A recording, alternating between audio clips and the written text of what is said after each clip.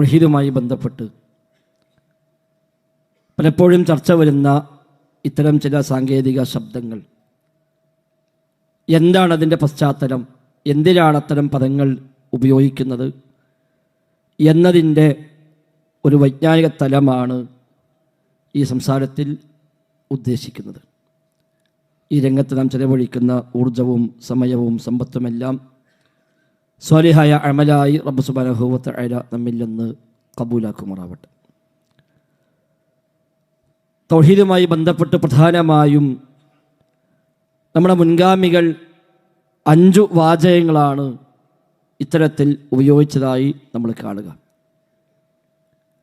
ഒന്ന് സാധാരണം, അസാധാരണം, സാധാരണ മാർഗം, അസാധാരണ മാർഗം എന്നൊക്കെ ഉപയോഗിച്ച് കാണാം ധാരാളം നമ്മുടെ മലയാള പുസ്തകങ്ങളിൽ. മറ്റൊന്ന് ദൃശ്യം, അദൃശ്യം, ദൃശ്യമാർഗം, അദൃശ്യമാർഗം, ഭൗതികം, അഭൗതികം, മറഞ്ഞ വഴി, തെളിഞ്ഞ വഴി, കാര്യകാരണ ബന്ധങ്ങൾക്ക് അതീതം, കാര്യകാരണ ബന്ധങ്ങൾക്ക് അധീനം.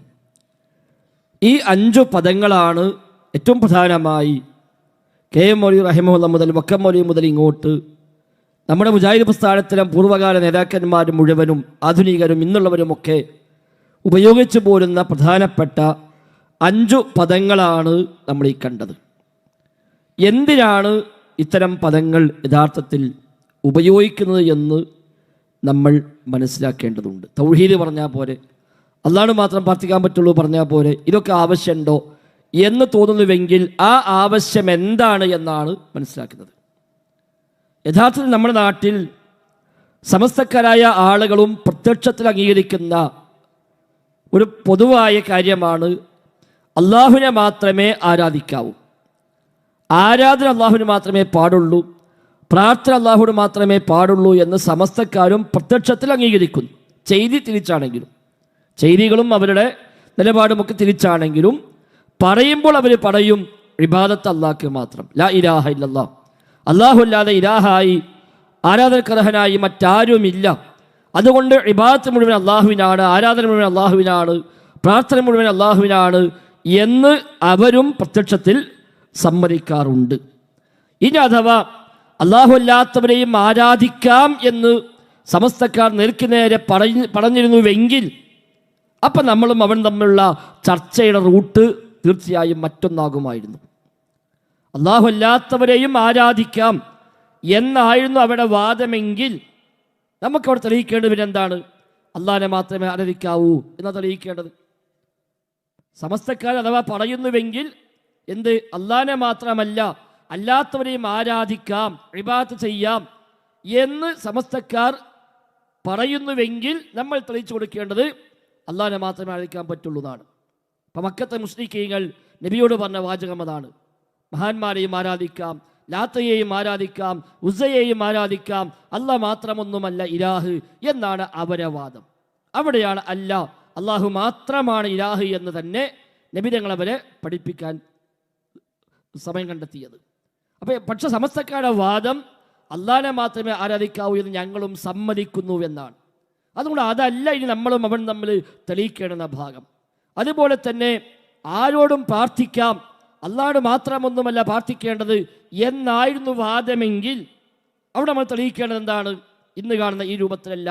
അപ്പം തെളിയിക്കേണ്ടത് അള്ളാഹുവിന് മാത്രമേ പ്രാർത്ഥിക്കാവൂ എന്നായിരുന്നു അപ്പോൾ നമുക്ക് തെളിയിക്കേണ്ടി വരിക.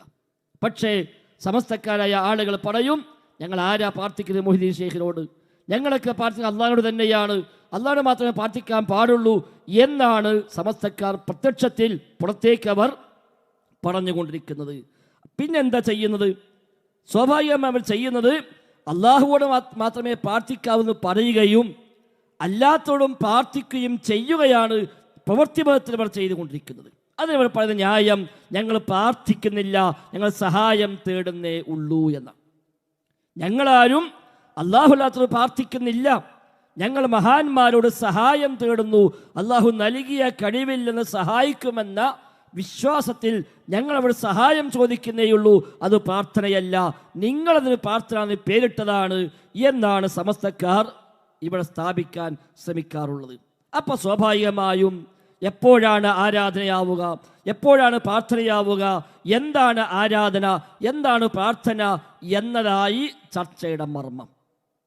ആരാധിക്കാൻ പറ്റോ ഇല്ലേ, ആ ചർച്ചയ്ക്ക് പ്രസക്തിയില്ല. കാരണം അവരും സമ്മതിക്കുന്നു, നമ്മളും പറയുന്നു ഇബാദത്ത് അല്ലാഹ്ക്ക് മാത്രം. അവരും പറയുന്നു, നമ്മളും പറയുന്നു പ്രാർത്ഥന അല്ലാഹ്ക്ക് മാത്രം. പക്ഷേ ഇന്ന് ചില മുസ്ലിംമാരൊക്കെ മാറിട്ടോ. ഇന്ന് അവർ പ്രാർത്ഥിക്കാമെന്ന് തന്നെ നേരെ പറയുന്നിടത്തേക്ക് കാര്യങ്ങൾ മാറിപ്പോയിട്ടുണ്ട്. പക്ഷെ ഇവിടെ ഈ ചർച്ചയുടെ മർമ്മം ഇതായി മാറി. എന്താണ് ഇബാദത്ത്, എപ്പോഴാണ് ഇബാദത്ത് ആവുക, ഒരു കാര്യം എപ്പോഴാണ് ആരാധനയാവുക, ഒരു കാര്യം എപ്പോഴാണ് പ്രാർത്ഥനയാവുക. നിങ്ങളെ ചെയ്യുന്ന സഹായാത്ര എന്ന് പേരിട്ട് വിളിച്ച, ഇസ്തിഗാസ എന്ന് ഓമന പേരിട്ട ആ വിളി, അത് ദുആ തന്നെയാണ്, പ്രാർത്ഥന തന്നെയാണ്, അത് ഇബാദത്ത് തന്നെയാണ്. നിങ്ങളുടെ വണക്കങ്ങളും നിങ്ങളുടെ പ്രതീക്ഷകളും നിങ്ങളുടെ ഭയവും നിങ്ങളുടെ നേർച്ചയും നിങ്ങൾ മഹാന്മാർക്ക് അർപ്പിക്കുന്ന ഇത്തരം കാര്യങ്ങളൊക്കെയും അത് അവർക്കുള്ള ഇബാദത്ത് തന്നെയാണ്, ആരാധന തന്നെയാണ് എന്ന് അവരെ ബോധ്യപ്പെടുത്തേണ്ടതായി മാറി നമ്മുടെ ബാധ്യത. അതുകൊണ്ട് ചർച്ചയുടെ മർമ്മം അതിലേക്കെത്തി.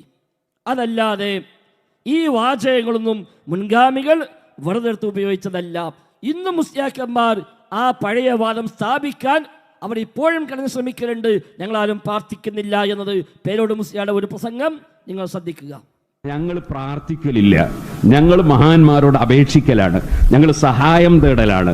അതിന് നിങ്ങൾ പറയുന്ന പേരാ പ്രാർത്ഥിക്കുക. നിങ്ങൾ ആരെങ്കിലും പോലീസ് സ്റ്റേഷനിൽ പോയിട്ട് പെർമിഷന് വേണ്ടി പ്രാർത്ഥിക്കലുണ്ടോ? ഇല്ല, അപേക്ഷിക്കല.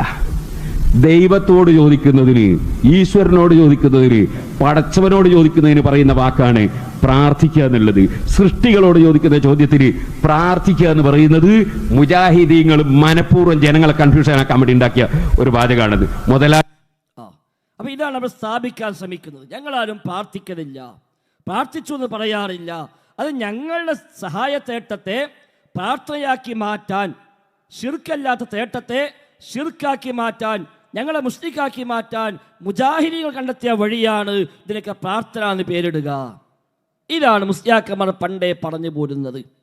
പിന്നീടാണ് ചില മാറ്റങ്ങളൊക്കെ വന്ന് എന്ന് പറഞ്ഞാൽ അലങ്കാരം, അർത്ഥന എന്ന് പറഞ്ഞാൽ ആവശ്യപ്പെടുക, പ്രാർത്ഥന എന്ന് പറഞ്ഞാൽ അലങ്കാരത്തോട് ആവശ്യപ്പെടുക, ഒരു കാര്യം അലങ്കാരത്തോട് ആവശ്യപ്പെട്ടാൽ എങ്ങനെ ശിർക്കാകുമോ എന്നൊക്കെ കാന്തപുരം മുസ്ലിയാരൊക്കെ പിന്നെ കണ്ടുപിടിച്ചത് അയ്യടക്കാലത്തായിരുന്നു. ആവട്ടെ, അതല്ല നമ്മുടെ വിഷയം. എന്താണെങ്കിലും ചർച്ചയുടെ മർമ്മം ഇതായി മാറി എന്നാണ് സൂചിപ്പിച്ചത്. പിന്നെ സമസ്തക്ക കണ്ടെത്തിയ ന്യായം എന്താ? അപ്പം ഞങ്ങളുടെ സഹായാർത്ഥന മാത്രമാണ്, പ്രാർത്ഥനയല്ല, ഇബാദത്തല്ല എന്ന് പറയാൻ അവർ കണ്ടെത്തിയ മാർഗം ആരോട് തേടിയാലും എങ്ങനെ തേടിയാലും ശരി, എന്തു തേടിയാലും അതൊന്നും പ്രാർത്ഥനയാവുക ഇല്ല. പ്രാർത്ഥന ആകണമെങ്കിൽ അവർക്ക് സ്വയം കഴിവുണ്ട് എന്ന് വിശ്വസിക്കണം എന്നാണ്. പ്രാർത്ഥനയാകണമെങ്കിൽ ആ വ്യക്തിക്ക്, ആ സൃഷ്ടിക്ക് സ്വയം കഴിവുണ്ട്, അത് ഇലാഹാണ്, അത് ഖാലിഖാണ് എന്നൊക്കെ വിശ്വസിച്ചുകൊണ്ട് തേടിയെങ്കിൽ മാത്രമേ ഒരു തേട്ടത്തിന് പ്രാർത്ഥന എന്ന് പറയുകയുള്ളൂ. ആ വിശ്വാസമില്ലെങ്കിലോ ഏത് സൃഷ്ടിയോട് എന്തു തേടിയാലും എങ്ങനെ തേടിയാലും ഏതു ഭാഷ വിളിച്ചാൽ കേൾക്കുമെന്ന് വിശ്വസിച്ചാലും അതൊന്നും ശിർക്കാകുന്ന പ്രശ്നമില്ല, ദുആ ആകുന്ന പ്രശ്നമില്ല, പ്രാർത്ഥനയാകുന്ന പ്രശ്നമില്ല എന്നാണ് അവർ സ്ഥാപിക്കാൻ ശ്രമിച്ചത്. എന്നാൽ ആ വാദം ശരിയാണോ? അതൊരിക്കലും ശരിയല്ല. അത് ശരിയല്ല.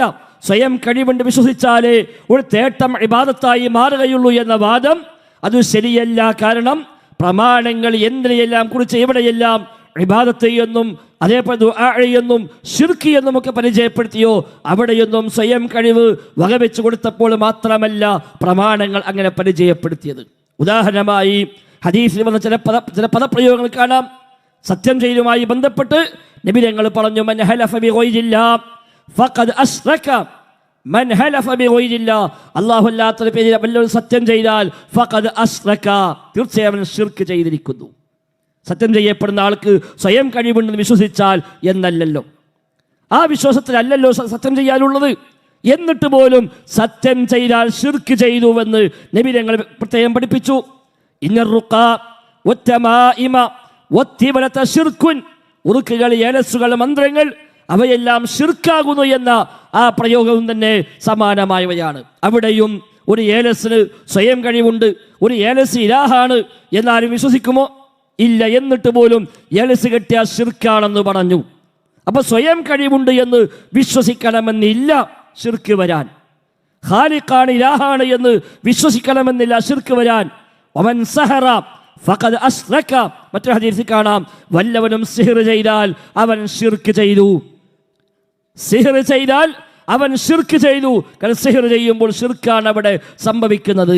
അവിടെയും തന്നെ സ്വയം കഴിവുണ്ട് എന്ന് വിശ്വസിക്കേണ്ട യാതൊരു കാര്യവുമില്ല ശിർക്ക് വരാൻ എന്നർത്ഥം. പ്രസിദ്ധമായ സംഭവമാണ് ദാത്തു അൻവാത്തിന്റെ ഹദീസ് എന്നറിയപ്പെടുന്ന ഇമാം തിർമിദി റഹിമഹുല്ലാഹ് റിപ്പോർട്ട് ചെയ്ത ആ സംഭവം. അബൂ വാഖിദുൽ ലൈസി റളിയല്ലാഹു അൻഹു റിപ്പോർട്ട് ചെയ്ത ഹദീസ്, സ്വഹാബിമാർ നബിയുടെ കൂടെ യാത്ര പോകുമ്പോൾ മുശ്രിക്കീങ്ങളുടെ ഒരു മരം അവർ കാണുകയാണ്.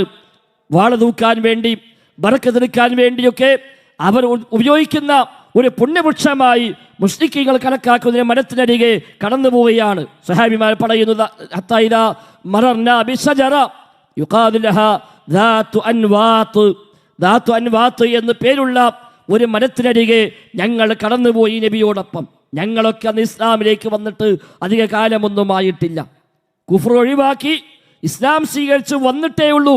അതുകൊണ്ട് വിശദാംശങ്ങൾ, തൗഹീദിന്റെ വിശദാംശങ്ങളൊന്നും പഠിക്കാൻ സാഹചര്യമായിട്ടില്ല. ആ കാലത്താണ് ഞങ്ങൾ നബിയുടെ കൂടെ അന്നാ പോകുന്നത്. ഞങ്ങൾ പോകുമ്പോൾ ഈ മരം കണ്ടു. ആ മരത്തിന് അരികെ കടന്നുപോയപ്പോൾ ഞങ്ങൾ പറഞ്ഞ വാക്ക് നബിയോട്, ഇജ്അൽ ലനാ ദാത അൻവാത്തിൻ കമാ ലഹും ദാത്തു അൻവാത്ത്, പ്രവാചകരെ അവർക്കെല്ലാം ദാത്തു അൻവാത്ത് ഉള്ളതുപോലെ ഞങ്ങൾക്ക് മുഴുവൻ ദാത്തു അൻവാത്ത് നിങ്ങൾ നിശ്ചയിച്ചു തരണമെന്നാണ്. അവർക്കെല്ലാം മരമുണ്ടല്ലോ വാള തൂക്കിയിടാൻ, ബറക്കത്തെടുക്കാൻ, പ്രത്യേക സിദ്ധി ലഭിക്കാനായി ഒരു മരത്തിന് വാള തൂക്കിയിട്ടിട്ടാണ് അവർ വാളുമായി പോകുന്നത്. എങ്കിൽ നമുക്കും ഒരു മരം നബിയെ നിങ്ങൾ നിശ്ചയിച്ചു തരണം. സ്വയം കഴിവുള്ള മരമല്ല, ഇലാഹായ മരമല്ല, നബി തങ്ങൾ നിശ്ചയിച്ചു കൊടുക്കണം. ഒരു മരം നിശ്ചയിച്ചു കൊടുക്കുക, ഇതാ ഈ മരത്തിന് വാള തൂക്കിക്കോ എന്ന് നബിയെ നിങ്ങളൊന്ന് നിശ്ചയിച്ചു തരണം. എന്താ നബിയുടെ പ്രതികരണം? ഇലാഹിനെ വേണമെന്ന് ചോദിക്കും പോലെയാണ്. ഇലാഹിനെ വേണമെന്ന് ചോദിക്കും പോലെയാണ്. അഥവാ സമസ്തക്കാർ പറഞ്ഞ വാദമാണ് ശരിയെങ്കിൽ നബി തങ്ങൾ ഇങ്ങനെ പ്രതികരിക്കേണ്ട കാര്യമുണ്ടായിരുന്നില്ല. സ്വയം കഴിവുള്ള മരം ഒരു സ്വഹാബിയും ചോദിക്കില്ല. എന്നിട്ട് പോലും ഇനി ഇലാഹിനെ വേണമെന്ന് ചോദിക്കലാണ് എന്നാണ് നബി തങ്ങൾ പ്രതികരിച്ചത്. മറ്റൊരു ഹദീസിൽ കാണാം, പ്രവാചകൻ വന്നൊരാൾ പറയുന്നു, മാഷാ അല്ലാഹു വശിഅത യാ റസൂലല്ലാഹ്, അല്ലാഹുവിന്റെ റസൂലേ താങ്കളും അല്ലാഹും ഉദ്ദേശിച്ചാൽ അതാണ് സംഭവിക്കുക. അല്ലാഹുവും റസൂലും ഉദ്ദേശിച്ചാൽ. അവിടെ നബിയുടെ പ്രതികരണം എന്താ? അജഅൽതനി ലില്ലാഹി നിദ്ദ, അജഅൽതനി ലില്ലാഹി നിദ്ദ, നീ എന്നെ അല്ലാഹുവിന് തുല്യനാക്കുകയാണോ എന്നാണ്. അവിടെ നബിക്ക് സ്വയം കഴിവുണ്ട് എന്ന വിശ്വാസമില്ല. അല്ലാഹുവും റസൂലും ഉദ്ദേശിച്ചാൽ അല്ലാഹുവിന്റെ റസൂലാണ് എന്ന വിശ്വാസത്തിലാണ് ആ മശീഅത്ത് ചാർത്തി കൊടുത്തത്. എന്നിട്ട് പോലും നിദ്, ശരീക്ക്, നദീർ, മസീൽ എന്നൊക്കെ അർത്ഥമുള്ള ഫലാ തജ്അലു ലില്ലാഹി അൻദാദൻ എന്ന് പറഞ്ഞ അൻദാദ് അതിന് ഏകവചനമാണ് നിദ്. അജഅൽതനി ലില്ലാഹി നിദ്ദ, നീ എന്നെ അല്ലാഹുവിന് നിദ്ദാക്കുകയാണോ എന്നാണ് പ്രവാചകൻ ചോദിച്ചത്. എത്രയെത്ര ഹദീസുകൾ സഹോദരങ്ങളെ സമാനമായി കാണാൻ കഴിയും. വിശുദ്ധ ഖുർആൻ ഇതെല്ലാം ഒന്നിച്ച് പ്രയോഗിച്ച പ്രയോഗം കാണാം. വമാ യുഅ്മിനു അക്സറുഹും ബില്ലാഹി ഇല്ലാ വഹും മുശ്രികൂൻ. സൂറത്ത് യൂസുഫിലെ 106-ാമത്തെ വചനം. അവർ ഭൂരിപക്ഷം ആളുകളും അല്ലാഹുവിൽ വിശ്വസിക്കുന്നത് അവനോട് മറ്റുള്ളവരെ പങ്കു ചേർത്തുകൊണ്ടാണ് എന്നാണ് വിശുദ്ധ ഖുർആന്റെ അധ്യാപനം. ഇവിടെയൊന്നും സ്വയം കഴിവ് എന്നൊരു ഉപാധി അല്ലാഹു റസൂലോ പഠിപ്പിച്ചിട്ടില്ല.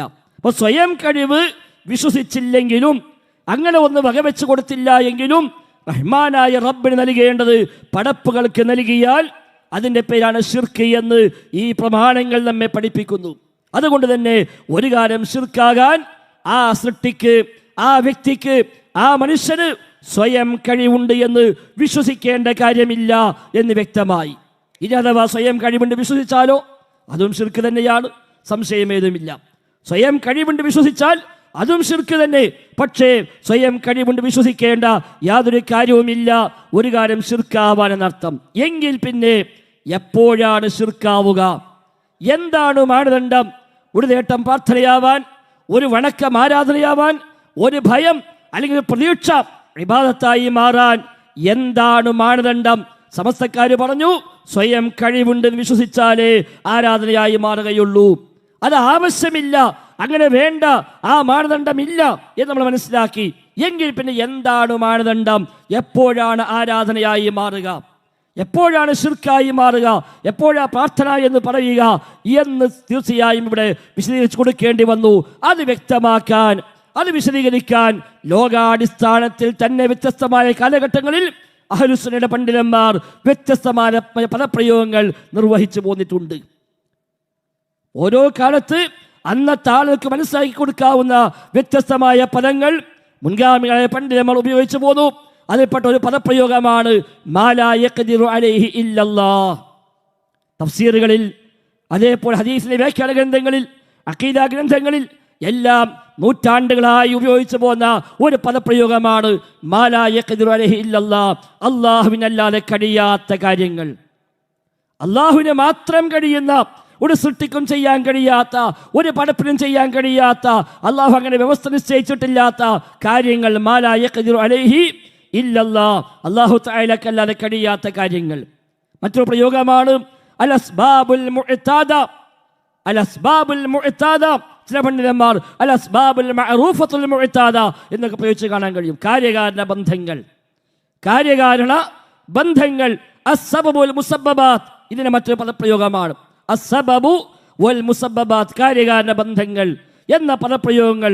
അതേപോലെ അസ്ബാബുൻ ഖഫിയ്യ, അസ്ബാബുൻ ഖഫിയ്യ, ഗോപ്യമായ ചില സബബുകൾ, ഗോപ്യമായ ചില കാര്യങ്ങൾ ഉണ്ട് എന്ന് വിശ്വസിക്കപ്പെടുക എന്ന പ്രയോഗം പ്രയോഗിച്ചത് കാണാൻ കഴിയും. ഇങ്ങനെ വ്യത്യസ്തമായ പദപ്രയോഗങ്ങൾ ഓരോ കാലഘട്ടങ്ങളിലായി പണ്ഡിതന്മാർ ഉപയോഗിച്ചു പോന്നിട്ടുണ്ട്.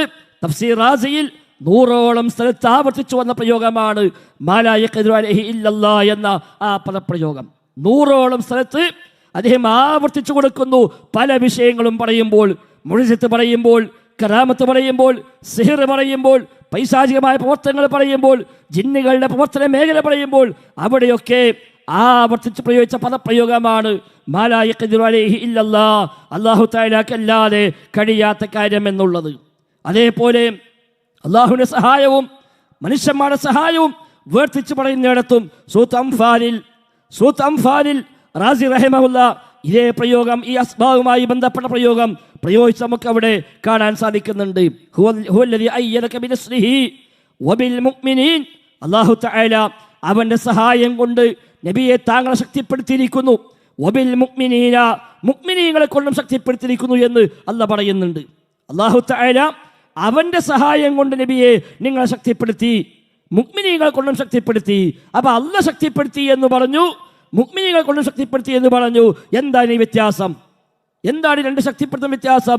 റാസി റഹിമഹുല്ലാ പറഞ്ഞു, രണ്ട് രൂപത്തിലാണ് ശക്തിപ്പെടുത്തൽ. അത്ഈദു ലൈസ ഇല്ലാ മിനല്ലാഹ്, ശക്തിപ്പെടുത്തി റബ്ബിൽ നിന്ന് മാത്രമാണ്. പക്ഷേ ലാകിന്നഹു ലാ ഖിസ്മൈൻ, രണ്ട് രീതിയിലാണ്, രണ്ട് രൂപത്തിലാണ്. ഒന്ന് അഹദുഹുമാ മാ യഹ്സുലു മിൻ ഗൈരി വാസിതതി അസ്ബാബിൻ മഅലൂമത്തിൻ മുഅ്താദ, പതിവുള്ള അറിയപ്പെട്ട കാരണങ്ങൾ മുഖേന അല്ലാതെ ലഭിക്കുന്നത്. അതാണ് അയ്യദക ബിനസ്രിഹി, അല്ലാഹുവിന്റെ സഹായം എന്ന് പറഞ്ഞാൽ അസ്ബാബില്ല, മുഅ്താദായ സാധാരണയായ കാര്യകാരണ ബന്ധങ്ങളൊന്നുമില്ല, അതില്ലാതെ ലഭിക്കുന്ന സഹായം, അതാണ് ബിനസ്രിഹി, അല്ലാഹുവിന്റെ സഹായം. വബിൽ മുഅ്മിനീൻ എന്ന് പറഞ്ഞാലോ രണ്ടാമത്തെ ഇനമാണ് മാ യഹ്സുലു ബിവാസിതതി അസ്ബാബിൻ മഅലൂമത്തിൻ മുഅ്താദത്തിൻ, അറിയപ്പെട്ട സാധാരണയായ കാര്യകാരണ ബന്ധങ്ങൾ മുഖേന റബ്ബ് നൽകുന്ന സഹായം. അതാണ് ഹുവൽ മുറാദു മിൻ ഖൗലിഹി വബിൽ മുഅ്മിനീൻ, മുഅ്മിനീങ്ങളെ കൊണ്ട് ശക്തിപ്പെടുത്തി എന്ന് പറഞ്ഞ ഉദ്ദേശം കാര്യകാരണ ബന്ധങ്ങൾ മുഖേനയുള്ള സഹായമാണ്. അല്ലാഹ് ശക്തിപ്പെടുത്തി എന്ന് പറഞ്ഞ ഉദ്ദേശം കാര്യകാരണ ബന്ധങ്ങൾ ഇല്ലാത്ത സഹായമാണ്. റഹ്മാനായ റബ്ബിന്റെ സഹായം അസ്ബാബുകളില്ലാതെ, കാര്യകാരണങ്ങളൊന്നും ആവശ്യമില്ലാതെ, അത്തരം ഒരു വ്യവസ്ഥകളുമില്ലാതെ റബ്ബ് നേരെ സഹായിക്കുന്നു. എന്നാൽ അല്ലാഹ് നിശ്ചയിച്ച അസ്ബാബുകൾ മുഖേന, വ്യവസ്ഥകൾ മുഖേനയും അല്ലാഹു തആല നമുക്ക് സഹായങ്ങൾ നൽകുന്നു. അതാണ് വബിൽ മുഅ്മിനീൻ എന്നല്ല പറഞ്ഞത് എന്ന് സൂറത്ത് അംഫാലിലെ ആയത്ത് വ്യാഖ്യാനിക്കുമ്പോൾ ഇമാം റാസി റഹിമഹുല്ലാ രേഖപ്പെടുത്തി വെക്കുന്നുണ്ട്. അതേപോലെ അർബഉൻ നബവിയ്യ എന്ന വിശ്വപ്രസിദ്ധമായ ഗ്രന്ഥത്തിന്റെ വിശദീകരണത്തിൽ ഇമാം നബവി തന്നെ ഇതേ പ്രയോഗം പ്രയോഗിച്ചത് കാണാൻ കഴിയും. അവിടെ ഇദാ സഅൽത ഫസ്അലില്ലാഹ് വലസ്തഅൻത ഫസ്തഇൻ ബില്ലാഹ് എന്ന ഹദീസ് വിശദീകരിക്കുമ്പോൾ അവിടെയാണ് ആ വ്യത്യാസം അദ്ദേഹം പരിചയപ്പെടുത്തിയത്. അതുപോലെ ഇബ്നു ഉസൈമീൻ റഹിമഹുല്ലാ അൽ-ഉസൂലു സലാസയുടെ ശറഹിൽ അദ്ദേഹം പ്രയോഗിച്ച മറ്റൊരു പ്രയോഗമാണ് ഞാൻ നേരത്തെ പറഞ്ഞ ഖഫിയായ, ഗോപ്യമായ ചില ഇടപെടലുകൾ എന്ന് പറയുന്ന ആ ഭാഗത്ത് അവിടെ അദ്ദേഹം നൽകിയ പ്രയോഗം അതാണ് അൽ ഇസ്തിആനതു ബിൽ അംവാതി മുത്ലഖ. ഒന്ന് മരിച്ചവരുള്ള എല്ലാത്തരം സഹായാർത്ഥനകളും, അതേ ബിൽ അഹ്യാഇ ജീവിച്ചിരിക്കാനുള്ളതോ അലാ അംരിൻ ഗായിബിൻ ലാ യഖ്ദിറൂന അലാ മുബാശറതിഹി, അവർക്ക് നേർക്ക് നേരെ ചെയ്യാൻ കഴിയാത്ത ഗായിബായൊരു കാര്യം, അദൃശ്യമായൊരു കാര്യം, ആ കാര്യത്തിന് ജീവിച്ചിരിപ്പുള്ള ആളോട് ചോദിച്ചാലും ശരി ഫഹാദാ ശിർക്കുൻ, അത് ശിർക്കാണ്. കാരണം അന്നഹു ലാ യഖഉ ഇല്ലാ മിൻ ശഖ്സിൻ യഅ്തഖിദു അന്ന ലിഹാഉലാഇ തസറുഫൻ ഖഫിയൻ ഫിൽ കൗനി. തസറുഫൻ ഖഫിയൻ, ഖഫിയായ, ഗോപ്യമായ, അദൃശ്യമായ എന്തോ തസറുഫ് അവർക്കുണ്ട് എന്ന് വിശ്വസിച്ചാലേ അവരോട് അത്തരം കാര്യം ചോദിക്കുകയുള്ളൂ. അതുകൊണ്ട് തന്നെ അതും ശിർക്കാകുന്നു. തസറുഫുൻ ഖഫി എന്നാണ് ഇബ്നുൽ ഉസൈമീൻ റഹിമഹുല്ലാ അവിടെ പ്രയോഗിച്ച പ്രയോഗം. ഇതൊക്കെ മുൻഗാമികളും പിൽക്കാലക്കാരുമായവർ ഉപയോഗിച്ചു പോകുന്ന ലോകാടിസ്ഥാനത്തിൽ ഉപയോഗിച്ച പദപ്രയോഗങ്ങളാണെങ്കിൽ സമാനമായ പദപ്രയോഗങ്ങൾ തന്നെയാണ് നമ്മുടെ മലയാള ഭാഷയിലും നമ്മുടെ പണ്ഡിതന്മാർ ഇത്തരം ശിർക്കുകൾക്കെതിരായി, ഖുറാഫാത്തുകൾക്കെതിരായി ഉപയോഗിച്ചു പോന്നിട്ടുള്ളത്. അതിന് സമാനമായി മലയാളത്തിൽ അവർ പല പ്രയോഗങ്ങൾ പ്രയോഗിച്ചു. ആ പ്രയോഗം നമ്മൾ നേരത്തെ കണ്ട 5 പദപ്രയോഗങ്ങൾ: സാധാരണ മാർഗം, അസാധാരണ മാർഗം, ദൃശ്യമാർഗം, അദൃശ്യമാർഗം, മറഞ്ഞ വഴി, തെളിഞ്ഞ വഴി, ഭൗതിക മാർഗം, അഭൗതികമായ മാർഗം, അഥവാ കാര്യകാല ബന്ധങ്ങൾക്ക് അധീനമായത്, കാര്യകാല ബന്ധങ്ങൾക്ക് അധീനമായത്. അപ്പം ഈ പദങ്ങൾ ഉപയോഗിക്കേണ്ടി വന്നത് ഇവർ ഇസ്തിഗാസ ചെയ്യുകയും ഇത് ദുആ അല്ല, ഇബാദത്തല്ല, ശിർക്കല്ല എന്ന് അവർ അതിൽ തെറ്റായി ന്യായം പറയുകയും ചെയ്തപ്പോഴാണ് അല്ല, നിങ്ങളെ ഇസ്തിഗാസ ഈ പറയപ്പെട്ട കാരണങ്ങൾക്കതീതമായ വിഷയത്തിലാണ്, കാരണങ്ങൾക്കതീതമായ മാർഗത്തിലാണ്, അഭൗതികമായ മാർഗത്തിലാണ്, അദൃശ്യമായ മാർഗത്തിലാണ്. മാലാ യഖ്ദിറു അലൈഹി ഇല്ലല്ലാഹ്, അല്ലാഹു തആലക്ക് അത് കഴിയില്ല എന്ന് പറഞ്ഞ ആ തരത്തിലാണ്.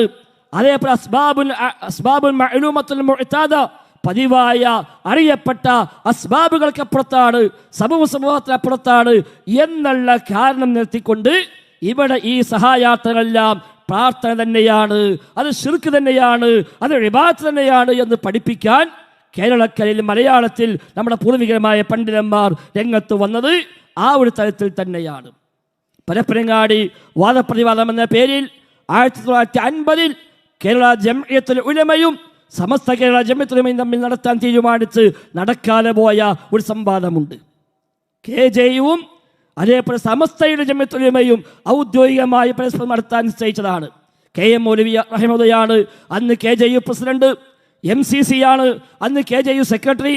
അങ്ങനെ KM മൗലവിയുടെ നിർദ്ദേശപ്രകാരം MCC മൗലവിയാണ് ഇതിൻ്റെ മുഴുവൻ എഴുത്ത് നിർവഹിച്ചത്.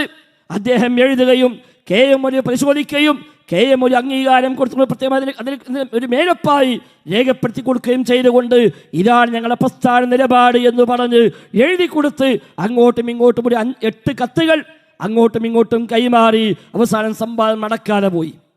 പക്ഷെ ആ കത്തുകളും അതിന് മറുപടികളും അതുമായി ബന്ധപ്പെട്ട വിശദാംശങ്ങളുമെല്ലാം അതേപടി ക്രോഡീകരിച്ച് അന്നത്തെ ആ സംഭവത്തിന് കൺവീനറായിരുന്ന അവിടുത്തെ CP മമ്മൂക്കൈ സാഹിബ് അദ്ദേഹം അത് അച്ചടിച്ച് വിതരണം ചെയ്തു തീരുമാനപ്രകാരം.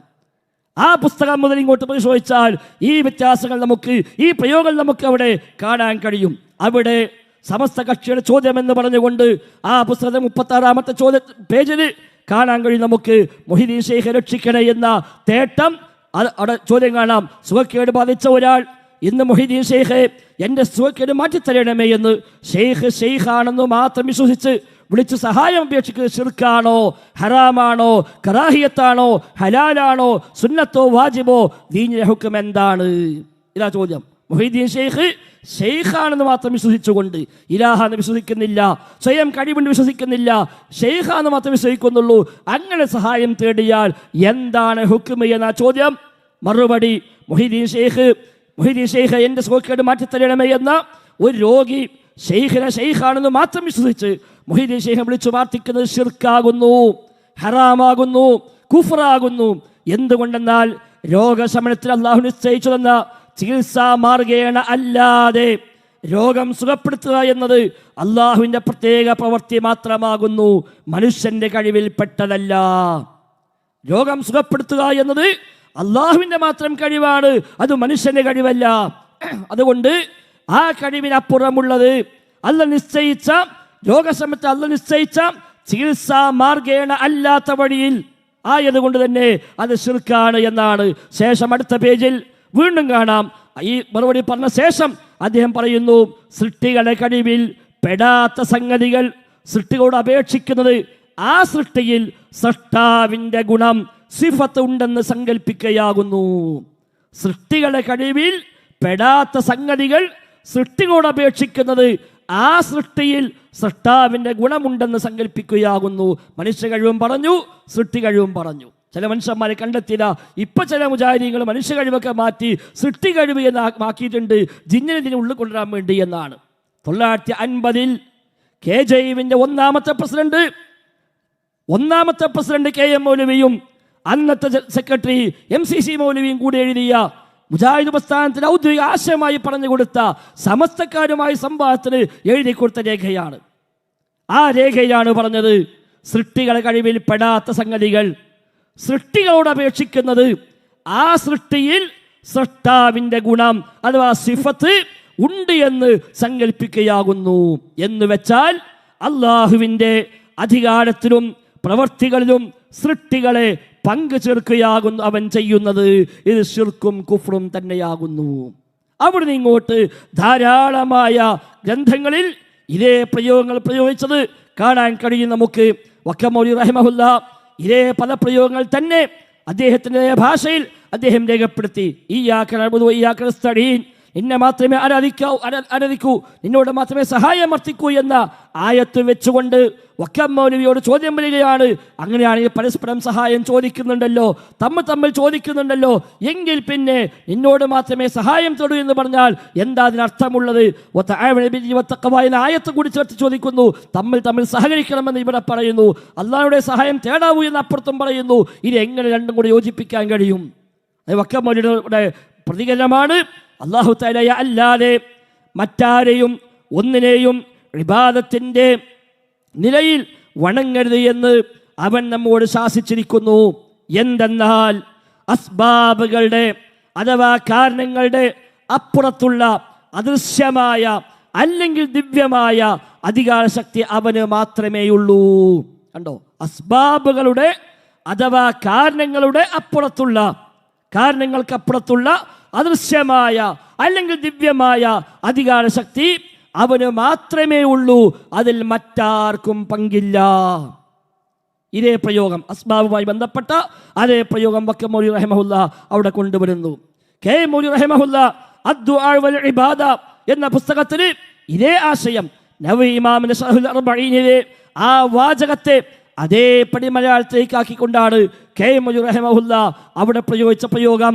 അഥവാ സാധാരണയായി സൃഷ്ടികളെ കയ്യാൽ നടന്നു വരാറുള്ള കാര്യങ്ങളെ കൊണ്ട് സഹായിച്ച് രക്ഷപ്പെടുത്തുവാൻ എന്ന് വെച്ചാൽ സാധാരണയായ കാര്യകാരണ ബന്ധം അനുസരിച്ച് പടപ്പുകൾക്ക് കഴിവുള്ള വഴികളാൽ സഹായിച്ച് രക്ഷപ്പെടുത്തുവാൻ അപേക്ഷിക്കുക.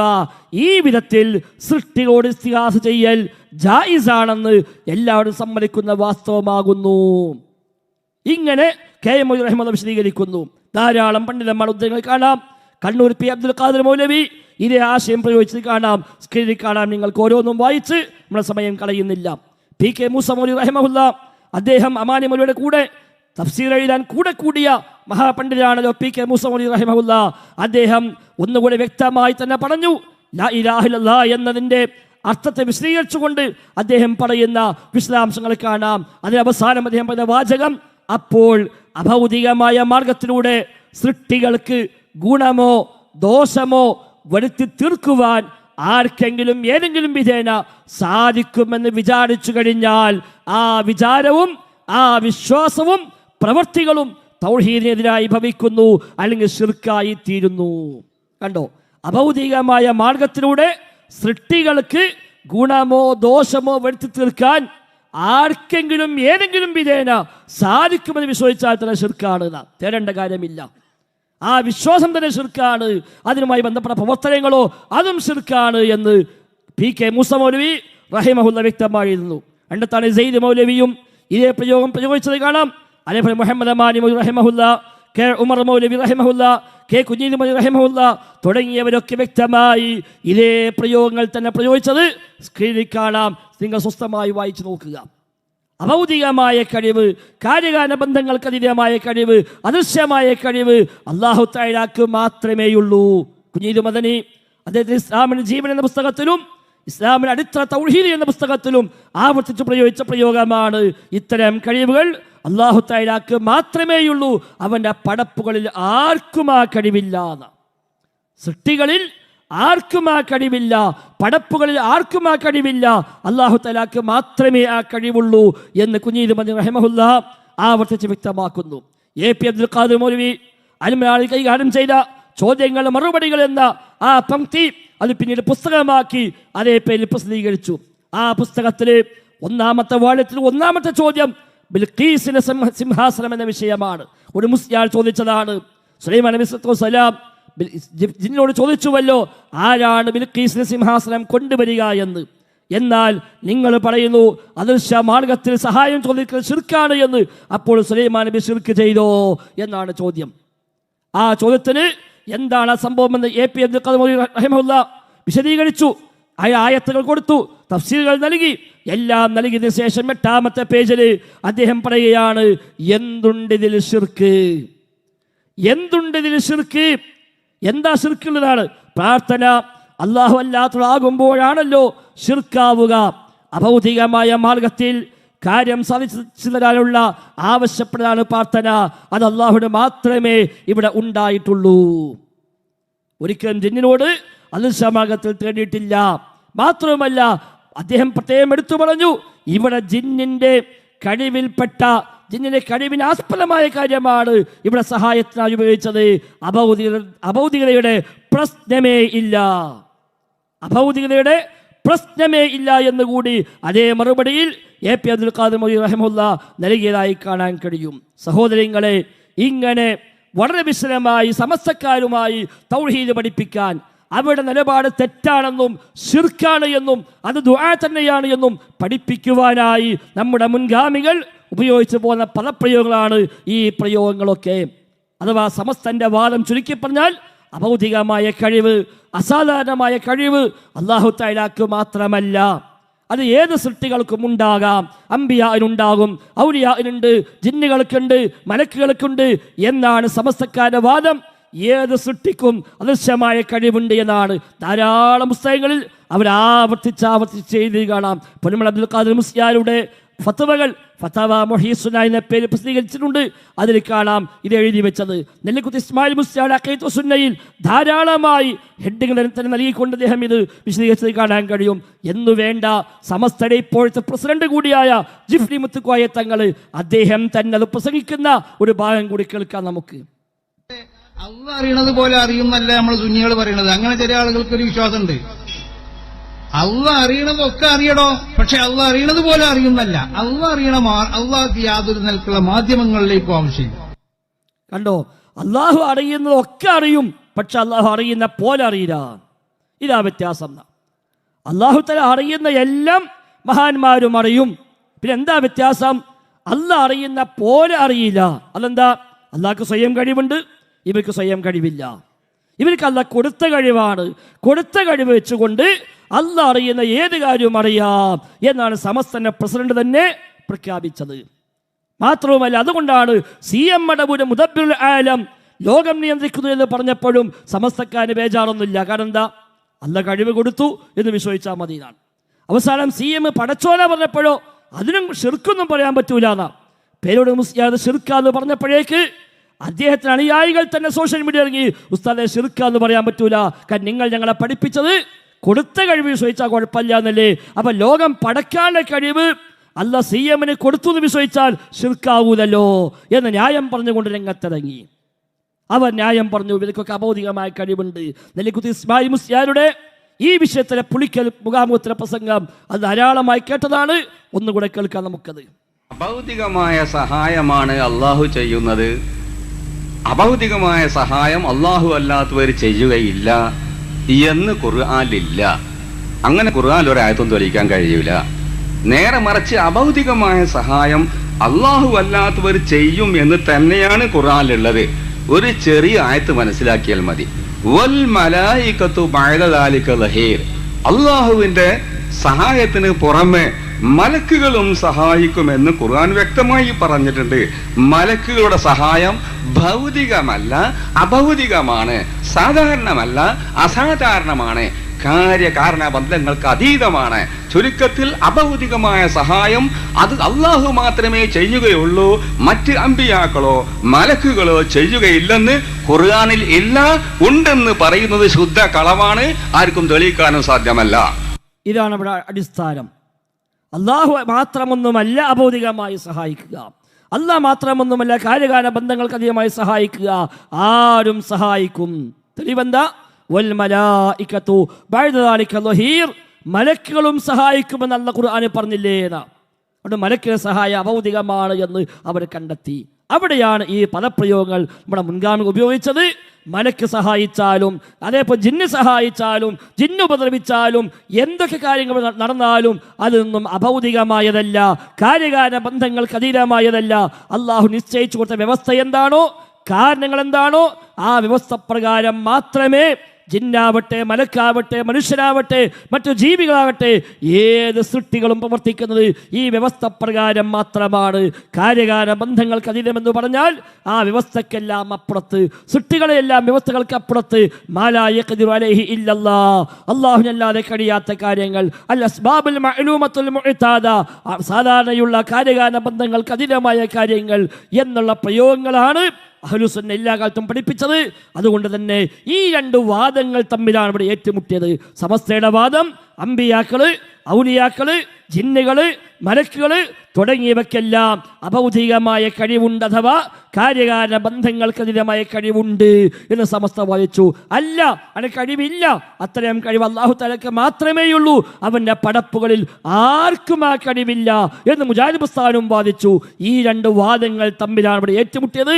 അവിടെ ഈ കാര്യങ്ങൾ വ്യക്തപ്പെടുത്താനാണ് ഇത്തരം പദപ്രയോഗങ്ങൾ സാധാരണം അസാധാരണം, ദൃശ്യം അദൃശ്യം, ഭൗതികം അഭൗതികം, മറഞ്ഞ വഴി തെളിഞ്ഞ വഴി എന്നൊക്കെ ഉപയോഗിച്ച പദപ്രയോഗങ്ങളെല്ലാം ഉദ്ദേശിച്ചത് കാര്യകാല ബന്ധങ്ങൾക്ക് അതീതം, കാര്യകാല ബന്ധങ്ങൾ അപ്പുറം ഇപ്പുറം എന്ന അർത്ഥത്തിലാണ് ഈ പദപ്രയോഗങ്ങളെല്ലാം മുൻഗാമികൾ പ്രയോഗിച്ചത്. വ്യക്തമായിട്ട് നാം വിചാരിക്കുന്നു. അള്ളാഹു കബൂലാക്കുമാറാവട്ടെ. അസ്സലാമു അലൈക്കും വറഹ്മത്തുള്ളാഹി.